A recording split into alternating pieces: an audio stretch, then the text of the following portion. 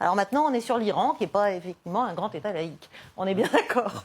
Mais si vous regardez la Syrie, l'Irak, la Libye, tout ce qui marchait, qui était un peu solide, qui avait effectivement des régimes dictatoriaux, durs, tout ce qu'on veut, iniques, etc.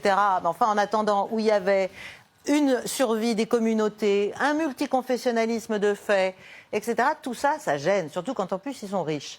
Voilà. Donc on a voulu dégager tout ça. C'est un échec flagrant. C'est un échec flagrant, un échec humain, un échec dramatique. C'est très facile d'aller dire que Bachar el-Assad a 400 000 morts sur la conscience. Nous aussi, nous avons armé, soutenu, entraîné, formé toutes ces espèces de milices qui sont des succès d'années de ce qu'il y a de pire, des gens qui ont fait s'effondrer les tours du World Trade Center.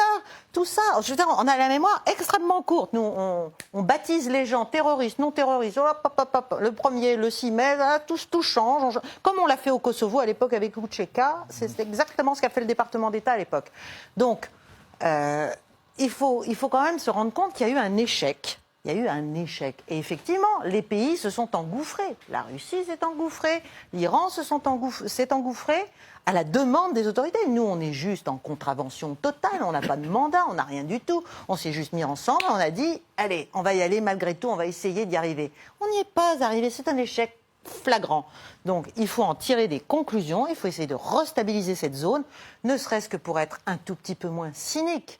Parce que toutes ces interventions se font soi-disant au nom des droits de l'homme, pour la sauvegarde des populations, pour que les gens aillent mieux, pour le développement, pour la démocratie.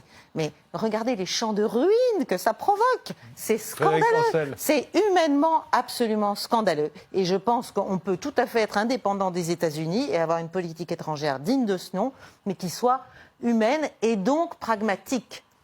C'est ça le grand paradoxe et que je défends vraiment avec toutes mes forces, c'est que l'humanité, elle est dans le pragmatisme, elle n'est pas dans l'idéalisme, les grands blablas, les grands oripeaux moralisateurs qui font des tombereaux.